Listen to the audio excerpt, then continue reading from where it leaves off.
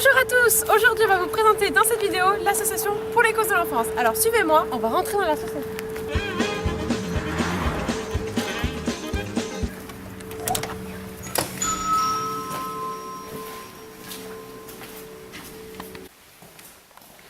Venez, tout se déroule là-haut.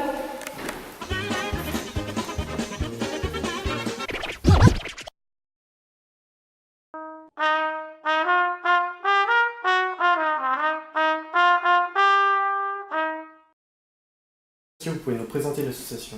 Le but, le nom parle de lui-même, c'est-à-dire l'engagement à soutenir financièrement et aider les familles touchées par ce problème. Pensez-vous que la solidarité est une valeur importante dans la société actuelle? Oui, tout à fait, parce que je me suis déjà impliqué dans la solidarité dans le passé dans d'autres affaires, et celle-là, qui en est une à part entière, j'ai l'intention de la développer et de continuer à la pérenniser. D'accord, très bien.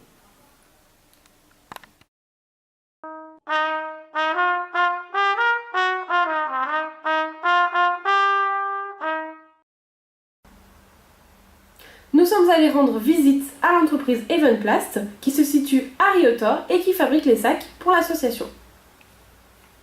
Première étape, voici où sont stockées nos matières premières à l'extérieur de l'entreprise dans ces 4 silos.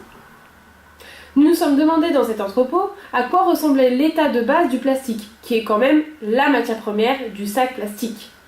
Donc tout simplement, ce sont des petites billes transparentes qui sont très légères et qui proviennent directement des déchets du pétrole.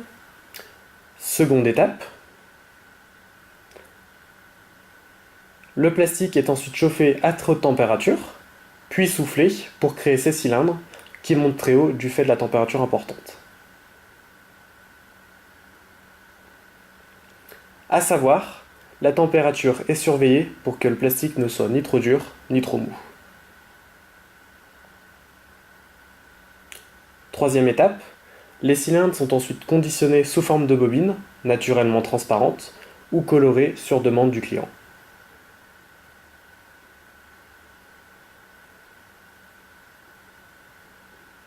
Quatrième étape, l'atelier des peintures.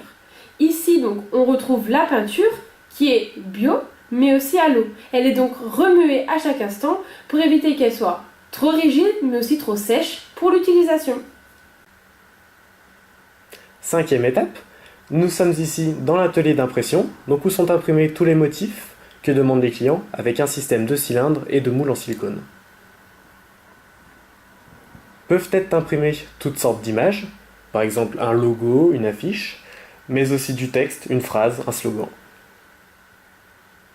Et enfin, sixième étape, l'atelier où l'on reçoit, découpe et envoie les sacs, notamment à l'association.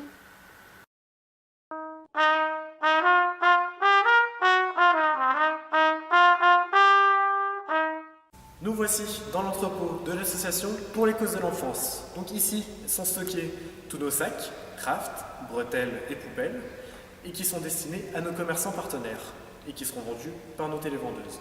Vous trouverez également la tirelire solidaire qui sera déposée sur les comptoirs de nos commerçants partenaires si vous voulez faire un don à l'association pour les causes de l'enfance.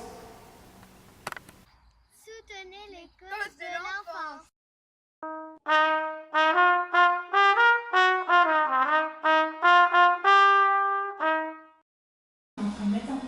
Ouais, à ce moment-là, je peux vous faire donc les 2 cartons. Vous allez bien? Le soleil a touffu. Allô? Oui, bonjour, vous voulez quoi? Des sacs.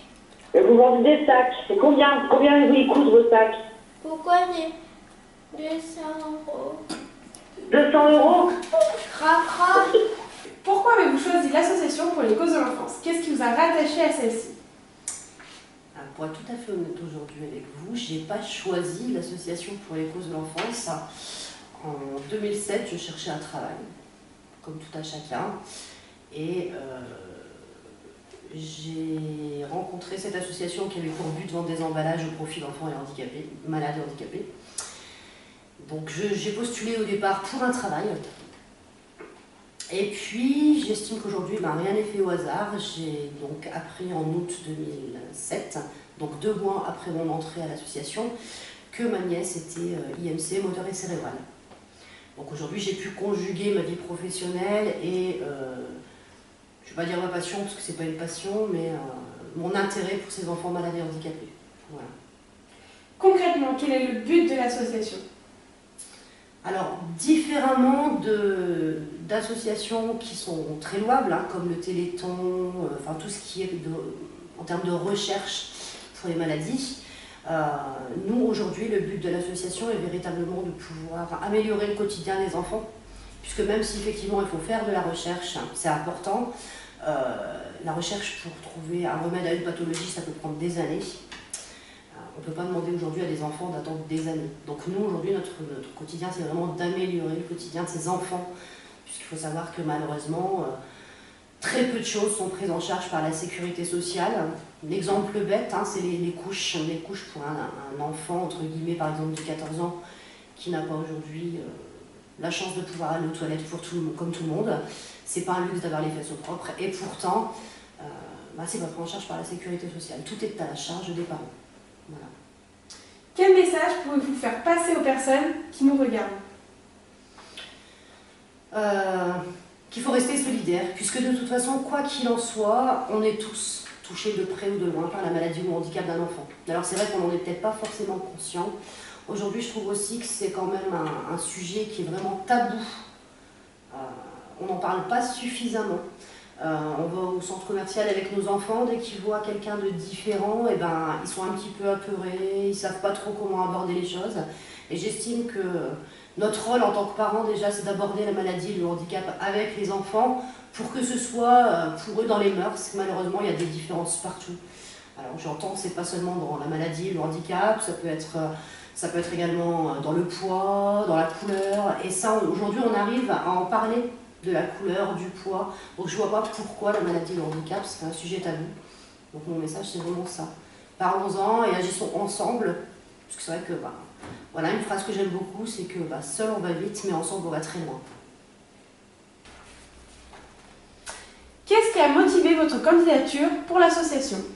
Alors, étant vendeuse de métier et étant une personne très engagée auprès d'enfants malades et en situation de handicap, j'ai pu allier avec cette association mon métier et mon engagement humanitaire. Quel rôle jouez-vous ici dans l'association? J'ai pour but donc de contacter les commerçants afin de les sensibiliser sur ces enfants malades et handicapés, tout en leur proposant de se joindre à nous dans cette grande chaîne de solidarité par le biais d'emballage. Avez-vous déjà été confronté au handicap d'un enfant? Alors, mon frère est atteint du diabète et est aveugle d'un œil depuis l'âge de ses 2 ans. Et j'ai aussi rencontré beaucoup d'enfants handicapés et malades par le biais d'associations locales avec qui j'ai passé des moments extraordinaires et inoubliables. Et je pense qu'ils méritent plus que tout qu'on les aide. Et aujourd'hui, je suis fière de faire partie de cette association.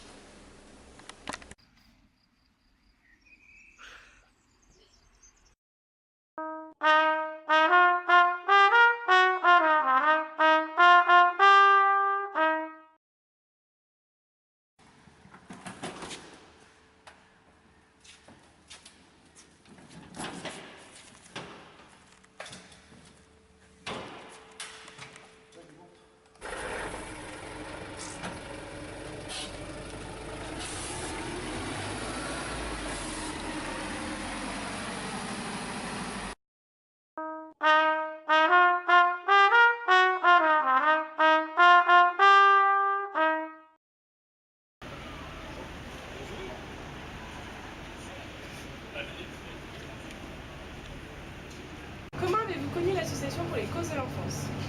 Par téléphone, on a été contacté par téléphone. Voilà. Qu'est-ce qui vous a incité à participer justement à la chaîne de solidarité de l'association? Déjà, c'est une locale. C'est vrai que c'est toujours plus sympa de travailler avec des partenaires locaux, plus la cause par elle-même qui est très intéressante à défendre. Donc, que pensez-vous du concept de l'association de vendre tout type de sacs pour commerçants? C'était parfait. Oui, tous les commerçants avons besoin de sacs. Donc c'est un moyen de communication qui est très intéressante pour tout le monde, et pour eux et pour nous. Et par rapport au sac, avez-vous déjà eu des remarques de clients qui voulaient peut-être en savoir plus sur l'association? Honnêtement, non. Mais après, nous, on leur explique pourquoi on n'a pas des sacs qui sont logotés à notre image. Et à ce moment-là, on lance le bouchon pour expliquer l'association locale, etc. C'est toujours plus dans ce sens-là. C'est nous qui expliquons aux gens plutôt que les gens qui demandent des explications. Tous ensemble, soyons solidaires!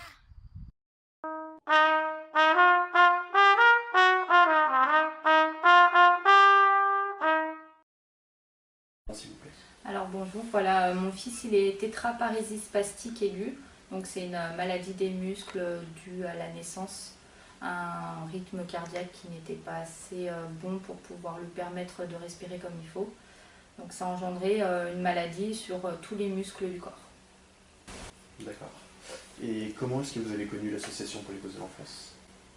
L'association, donc je l'ai connue déjà à travers quelques commerçants, mais surtout grâce à Hélène qui m'en a beaucoup parlé, qui m'a un petit peu expliqué le principe de l'association et de leur but. D'accord. Et quelles sont les démarches que vous avez entreprises pour la demande de soutien? Alors on a déposé un dossier donc auprès de l'association pour une demande de financement pour le fauteuil roulant qui est là actuellement. Donc on a rempli quelques papiers sur la maladie, la pathologie, les demandes qu'on avait déjà effectuées et ce qu'on avait besoin pour le quotidien d'Enzo. Quelles aides vous a-t-elle permis d'obtenir du coup, l'association? Donc l'association a financé en totalité le fauteuil roulant. Donc on avait fait plusieurs devis.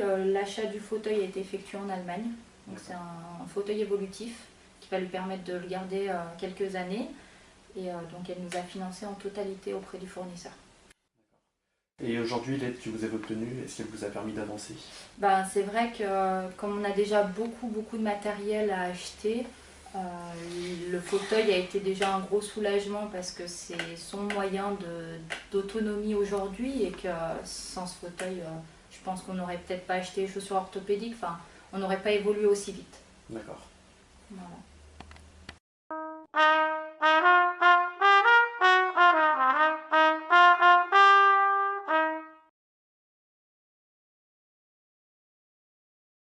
Continuons ensemble à défendre les causes de l'enfance.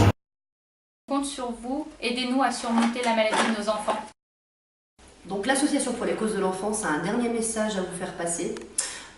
Si vous êtes concerné de près ou de loin par la maladie ou le handicap d'un enfant, puisque c'est vrai que comme je vous l'ai dit tout à l'heure, on l'est tous plus ou moins, n'hésitez pas à prendre contact avec nous en nous contactant au 04 37 62 16 65. N'hésitez pas non plus à aller visiter, à aller regarder un petit peu notre site internet, www.causeaupluriel-du6enfance.fr. Vous pouvez y retrouver toutes les informations sur l'association, ainsi que les formulaires de demande de soutien et les descriptifs produits des produits qu'on propose à tous les commerces de proximité. Et une dernière petite chose, sans tous les commerçants qui aujourd'hui rejoignent notre belle chaîne de solidarité, on n'arriverait pas à faire grand chose. Donc n'hésitez surtout pas à les soutenir par votre fidélité. Et pensez à la tirelire.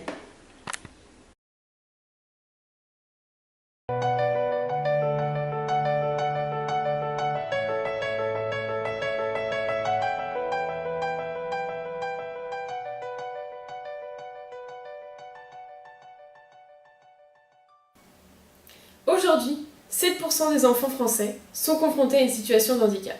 Chaque cause est importante et mérite que l'on se batte pour elle. C'est pourquoi il est nécessaire de soutenir les associations qui œuvrent pour les causes de l'enfance et qui s'engagent à les aider. On espère donc que cette vidéo vous aura permis de comprendre ce qu'est l'association pour les causes de l'enfance, son but et les actions qu'elle mène auprès des familles, des professionnels, mais aussi auprès des associations locales. Continuons ensemble à porter la chaîne de solidarité, car seul on va vite. Et ensemble on va loin. Faites comme nous, contribuez à défendre les causes de l'enfance.